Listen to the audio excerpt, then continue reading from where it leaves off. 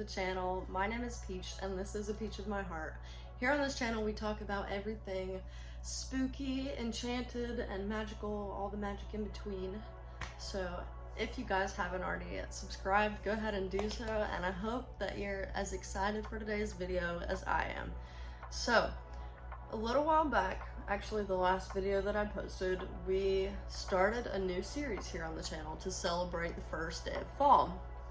It is now the first week of October, so I figured it's the perfect time to continue that series, which was dubbed the Haunted Hollow series. So this series kind of entails me talking about my childhood haunted home slash haunted land. I have a lot of paranormal stories. I grew up at the base of the Appalachian Mountains, so come from a pretty spooky little place. So in the last video, I talked more so about the history of the land itself, specifically the land that I grew up on. It has a very creepy, dark history, so if you haven't watched the first video, what are you doing? Go watch the first video and then join us back over here. So today I think that I'm going to just kind of continue talking about some of the things that would happen in the house, and maybe start it off with one or two, maybe even three good little mini stories before we get into the really spooky stuff. So like I said, I hope you guys are excited. It is the first week of October. I've got the studio dressed up. I've got my little pumpkin here. Isn't this so cute? And we got candles burning, pumpkin spice everything up in this bitch. Enough rambling, so we'll go ahead and get into it. In case you missed it, in the first video I had described that the house itself kind of sits in the woods, and the woods goes back really, really far, to the point where there's like nothing for miles except creek. So we had a few neighbors, but they were kind of seated like far enough away from us, like at the edge of the woods. It wasn't like a development or anything like that. So we did have neighbors, we had a few, but we weren't like right on top of each other, if that makes sense. So in the woods, it was a very, very cool place to grow up. I'll go ahead and say, although I did have mostly like what I would have interpreted as spooky, maybe not so great experiences, I did have a lot of magical good experiences as well. So some of these stories are gonna be very scary, and some of them are gonna be more like enchanting, like the good spooky. So some of the things that would happen in the house specifically, I grew up with my dad doing carpentry work, so, and I don't know, I'm sure a lot of like Midwestern dads are like this too, but they just lay things like everywhere, like pennies and screws and nails and whatever's in their pockets are constantly all over the house. So to this day there are still multiple occasions where like a screw or a penny or something like that, something small, usually metal, will be totally tossed across the house from any kind of direction. Like mostly I would notice it happening in the kitchen, because that's typically where his things would end up laying, because it's near the laundry room. But yeah, so like pennies and nails and screws and all kinds of things like that. You could be totally by yourself in the living room with nobody around and have a penny thrown at you, which I did on multiple occasions. So the first little story kind of revolves around that. It's pretty spooky. I actually ended up having my bedroom in every bedroom in the house, like, which I know is really weird. There were reasons behind it. There were 3 bedrooms in this home, and I had ended up staying in all of them by the time I moved out. So in this particular story, I was moving my things to the very first time that I moved. So I was sleeping on the couch for like a month because we were painting my room and doing some renovations and stuff in there. And I would come to my dad's mostly on the weekends, like Friday, Saturday, occasionally Sundays. So I was sleeping on the couch, And I remember, oh, this night like gives me shivers thinking about it. I had been watching Dance Moms because I was trying to find something light, because anytime that, and it was always spooky there, but when the sun went down, it was a whole entire different vibe to that property, and especially in the house. So we had these blinds that were right behind the couch, and I always felt like something was out there, like peering in. And there were a few occasions that would prove that to be not so very far off. But for this story, I was sitting on the couch and I had this horrible feeling that something was right outside peering in the window. And it still freaks me out thinking about it. So I was looking, I was like trying to convince myself not to look, because you know that feeling like if you feel like you're gonna look up and see something. So part of me was like, I don't even want to. And just as I was gonna convince myself to look up and like look out the blind, a penny was thrown across the room, and I looked back and saw this like black shadowy mass. I don't know how else to describe it. It was not like a figure necessarily, but it was like the room was dark, and in that spot where the penny had been thrown from, it was like darker than dark, if that makes sense. Maybe I can find some examples. I'll scooch over. If I do, I'll put them up here. So I kept looking back and seeing that black like mass, and I just had like the awfulest gut-wrenching feeling that something bad was gonna happen. Because I was by myself, my dad was asleep, and it was like 1 in the morning. So at first it started with the penny, and then I started hearing these like military boots, like big thick worker boots, and I would hear this all the time in the house, and I don't necessarily think it was the same thing all the time, but on this occasion I heard the boots walking from the back office to the kitchen to the living room, all around me. So like here's me, and the living room's here, the kitchen's like here, and the office is here. So it really is kind of all together. It's very open floor plan. So I would hear the boots very, very slowly walking, all like, not necessarily a circle, but kind of like a horseshoe around me, as if it was like whatever was there was watching me. And as they made their way around, so like slowly, there would be more than a penny. Like I don't really know what the things were. Screws, like I said, little bitty things were being thrown across the room. And the black mass itself, like I would just kind of peer and see it, but I couldn't make anything of it other than like it just being shadowy. But I stayed up that entire night, and I will not ever forget that night, because that was the only time that anything was ever physically thrown like at me. And I giggle about it now because I'm not sleeping there anymore. But yeah, I will probably never ever forget that, because I remember when the sun finally came up, it felt like such a big relief, and I slept the whole Sunday because I didn't get any sleep that night. But yeah, it was just this absolutely like gut-wrenching feeling of being watched, and like there's nothing that you can do, and there's nowhere that you can go, and I mean, there's that story.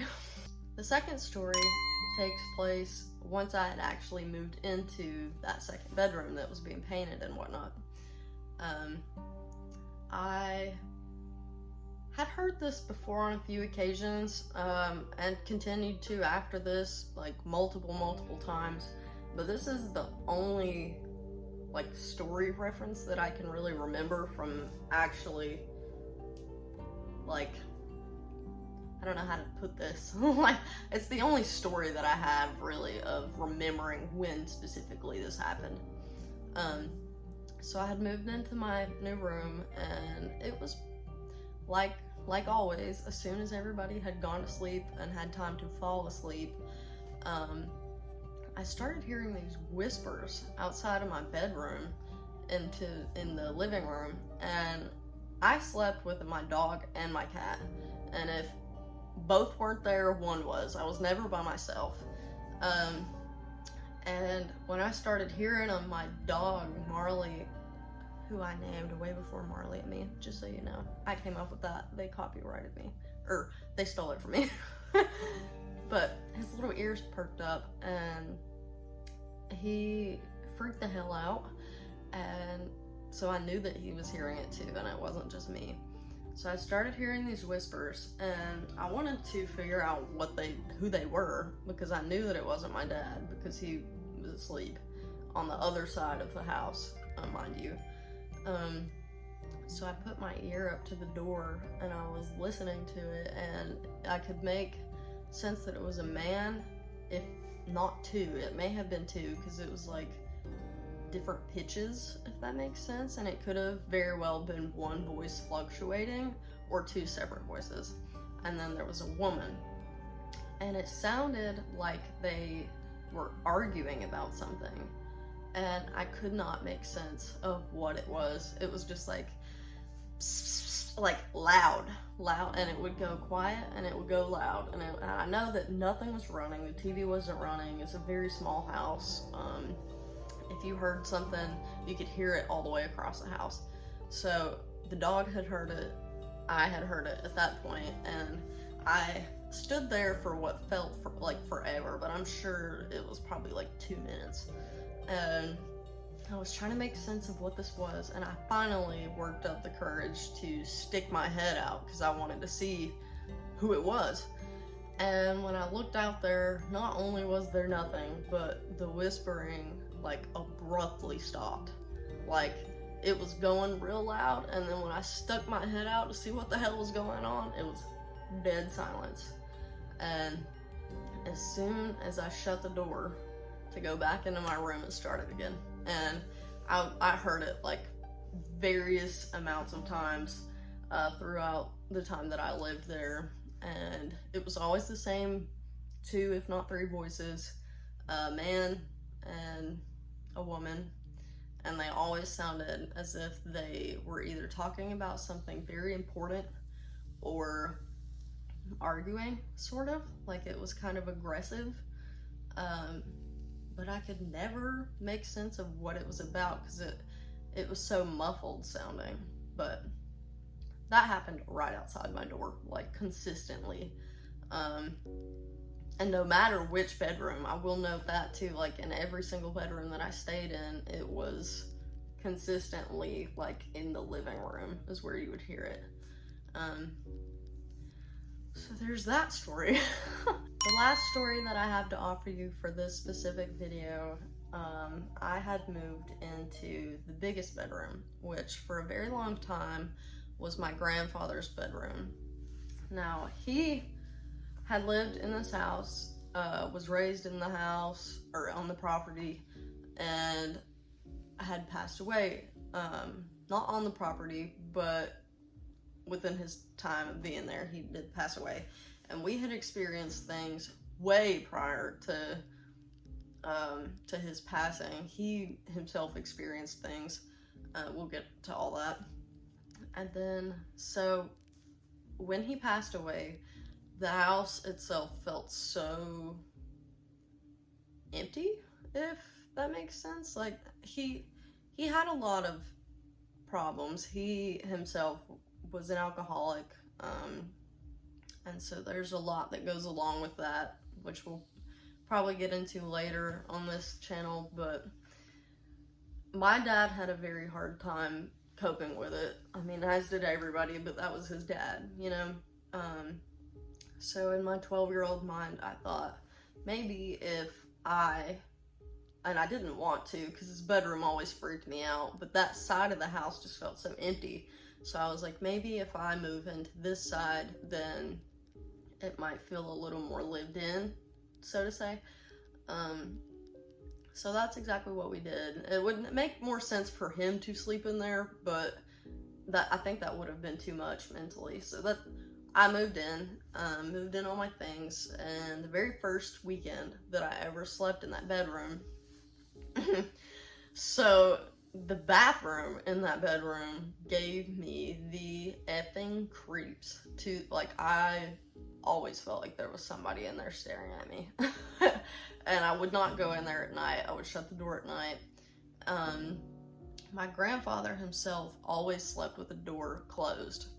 I always tried to sleep with the door open until I eventually got creeped out by all the whispering, and I would shut it. But at this point, I had been sleeping with the door open because if something had happened, I wanted someone to be able to hear me. So I was going there for a Friday, a Saturday, and a Sunday. This was one of the weekends where my dad was going to take me to school. So on the first night, nothing out of the way had happened. I fell asleep, but I noticed that the door that I definitely left open was not only shut, but like turned shut. This was a door that you had to like kind of wiggle to shut. And I was like, that's kind of strange. Maybe he got up early and shut it so he wouldn't bother me, because he was up by the time I got up. So I didn't say anything about it, and I went on my day. So the next night, I am getting ready for bed. I go to leave my door open, and I make the mental note that I'm leaving this door open. And the same thing, I go to sleep, I wake up, and the door is closed. So at this point, I mentioned something to my dad. I was like, did you shut my door? Because I definitely didn't. And he knew that I was scared, so I'd never shut my door. And he told me, and he wouldn't lie to me about it, he said that he hadn't. And at that point, that second day, he was still asleep after I got up. So he was asleep when I was awake. And I had asked him about it. So there was really no way, and he was the only other one in the house. So the third night, I had decided that I found a way to keep the door open because I was getting freaked out. I had filled up, you know those like Mount Olive giant pickle jars? There was one full of change from the laundry, and my grandpa was a coin collector, so there was all kinds of coins in it. It was full. And I used that. I had to use like all my little 12-year-old weight to push it up against the door. And I had the door propped up, went to bed. This gives me the chills. It was I woke up at exactly 3 in the morning on the dot, because I had my clock there. I still remember. It was like one of those LED looking, like super bright ones. It was exactly 3 in the morning. I woke up to the biggest crash I'd ever heard. And I woke up, and for like a good 3 seconds, I thought that I had like died or something, because I didn't know what was happening. It was terrifying. I could feel like my blood run cold. I was just so like in shock. And I quickly reached for my light because I thought that as soon as I turned the light on, somebody was gonna be in there. And I turned the light on, and lo and behold, the Mount Olive jar of the pickle jar had been totally kicked over, and the change was all over my room, and the door was closed. So I didn't stay in there much longer after that. Well, I think that's pretty much it for today's video. I'm gonna go ahead and probably double film a little bit today, so you've got multiple stories coming at you. But I thought this would be a good introduction to just the idea of the kinds of things that would happen. Change and things would be thrown, like I said. I've had pictures fall off the wall that were totally fine, like in a, what do you call it? A stud? Woo! Pictures that should have been fine. hung up in a stud fall. I've had mirrors, like big mirrors fall. Lots of things like that would constantly be moved. If you put something like your phone or keys or something important somewhere, it would constantly be moved. So things like this. So those were my 3 little stories for just to give you an idea of kind of the things that would happen in there without getting too crazy quite yet. So if you are not yet subscribed, go ahead and subscribe to the channel and keep an eye out for the next few stories because they're only gonna get weirder. And I hope you enjoyed today's video. I hope you're having a good first week of October, and we'll see you guys next time on A Peach in My Heart. Bye!